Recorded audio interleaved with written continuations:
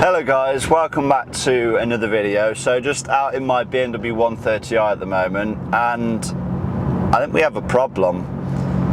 So I've actually just took this car and said how much I've been enjoying it, and the fact that there's no problems with this car at the moment and it doesn't need any work.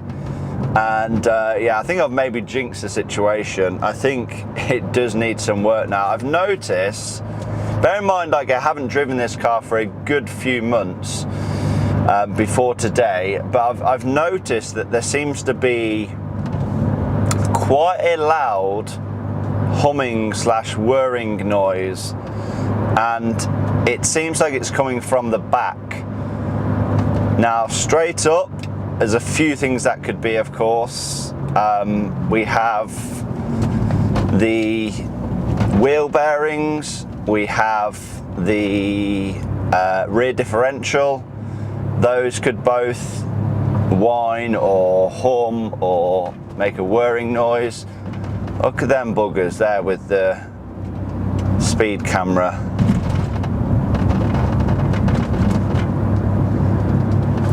But yeah, there's a lot of things it could be, but I think I may know what it is. If I turn the wheel to the right, therefore putting more weight on the right side of the car, the noise seems to decrease. So I can hear it now. When I turn right, the noise temporarily goes away. So once that shift in weight moves over to the right side, the noise goes away. So what does that mean? Does that mean there's a problem on the left side or the right side?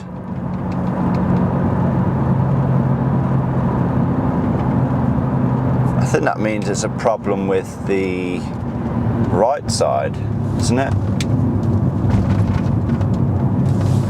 I don't know, I mean, regardless anyway, I'm obviously going to have to go home and, you know, jack the car up and check things out, but it kind of seems like there's something with the right side of the car. Kind of seems like a wheel bearing to me. Usually if it's, you know, differential related, then it's just a constant sort of whine. It obviously gets louder with speed, but it doesn't really matter, you know, which way you're turning. Usually if it's a wheel bearing, you turn right or you turn left and it gets noisier or quieter, essentially. So yeah, do we have to do wheel bearings on this car? I hope not, because I think it's a bit of a nightmare to do it on this. I've done it on an E60 before. That was relatively straightforward. Obviously you have to get the drive shaft out, but that's the wheel bearings on them, they just bolt in, whereas on these I believe they have to be pulled out and then pressed back in. So yeah, if it is the case, it's going to be a bit of a nightmare job.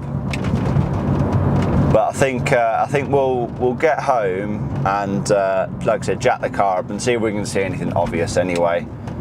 It could just be something really like simple, like we could have a stone stuck in the, you know, backing plate or something like that, but I don't think it is that, because I've had that before and, you know, that's caused a squealing noise. But like I said, it could be something really simple. Let's hope it is, but we're not going to know until we get home. Well, let me actually see, because I bet you can't tell from this microphone. Let me sort of put this microphone back there and see if you can kind of hear what I'm hearing right now.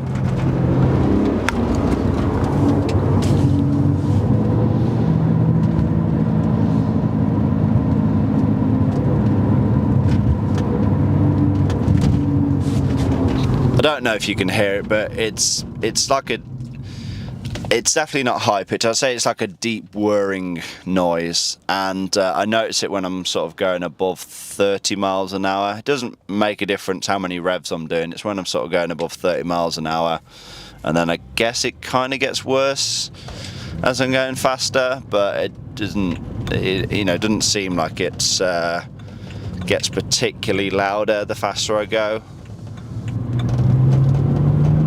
It just seems like it's a constant sort of noise. But yeah, it's when I get over about 30-35 miles an hour, and if I like kind of jerk to the right, like I said, the noise temporarily goes.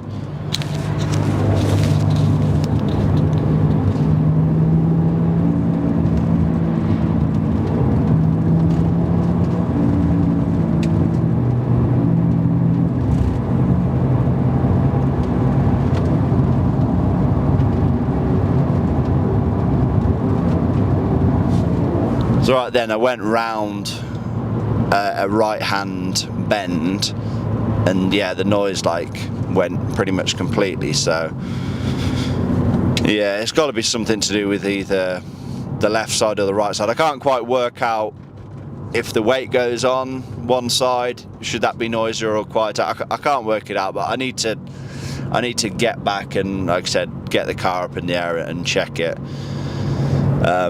It's a bit disappointing really, because like I said, I was kind of looking forward to driving this car again after, you know, not doing so for the entire winter. But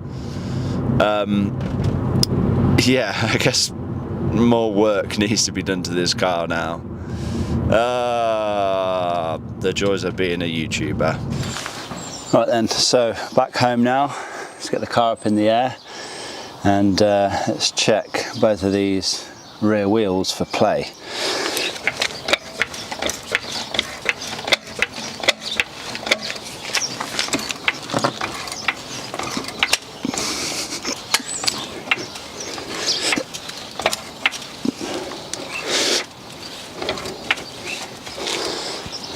Introduce.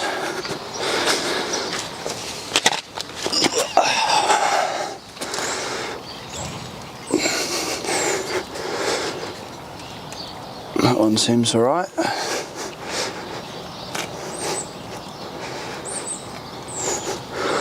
Can't remember now if I said it's the left or the right that I thought was bad. But that doesn't seem bad at all, to be honest, that one.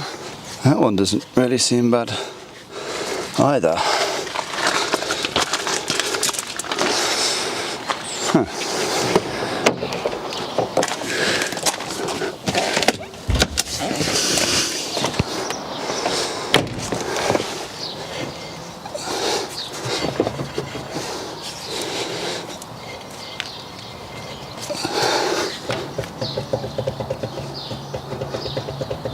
Ooh. Hold on a minute.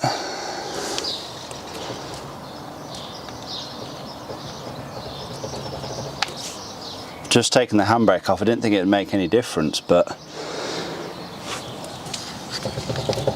I don't know if you can hear that or not. It's definite play there.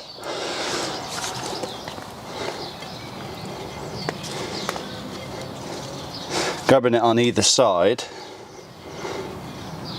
doesn't seem to be much, but grabbing it at the top and the bottom, it's moving back and forth, and there's a audible knock there. Now, does this indicate wheel bearing, or is it a ball joint? There isn't really a ball joint as such at the bottom, it's just a bush. But it doesn't seem like there's any play in that. But this whole wheel is moving back and forth.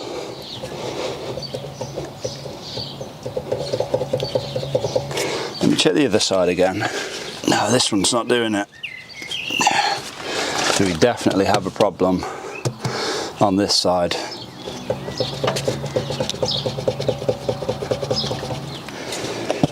It's, if I had to describe it, it kind of feels like the wheel bolts are loose.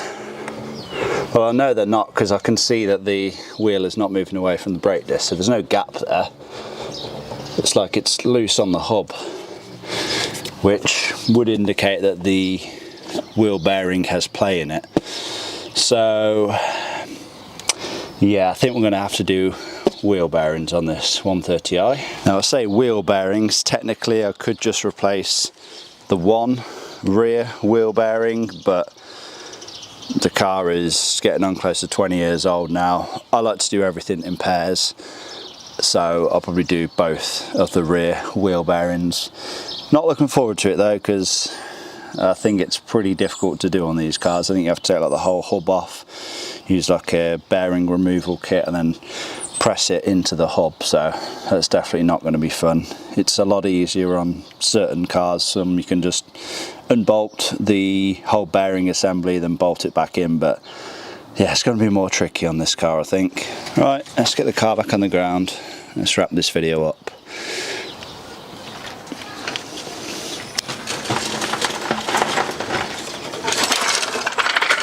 So, like I said, I'm going to be doing both of the rear wheel bearings on the BMW 130i. I'm going to get them both ordered now. I don't think they're going to be expensive, it's just going to be a pretty labour intensive job. So, I'm going to make sure I have a decent slide hammer, a decent bearing removal kit, and then I've got a 20-ton press, so that shouldn't be a problem. But yeah, I'm going to wrap this video up anyway. Hopefully it's been helpful if you have a wheel bearing, potential wheel bearing noise, how long you would have, you know, how long could you drive the car if you have a wheel bearing noise. I don't know. I mean, if you keep driving it, then potentially the wheel could fall off. I have a feeling that that one is pretty bad. The fact that you can physically see the wheel moving back and forth, yeah, I wouldn't like to drive it much longer than that. I actually have an MOT, a yearly inspection on this car pretty soon, so I'm going to get the work done before that, I think, because yeah, it'd probably fail on that if I'm being completely honest. If, you know, at the bare minimum, it would be a strong advisory. So yeah, get your wheel bearings checked. Hopefully this video has been, you know, easy enough to help you identify your problem. And yeah, I'm going to leave it there. Give this video a like, leave a comment down below, subscribe if you have not already done so, and I'll see you all in the next one.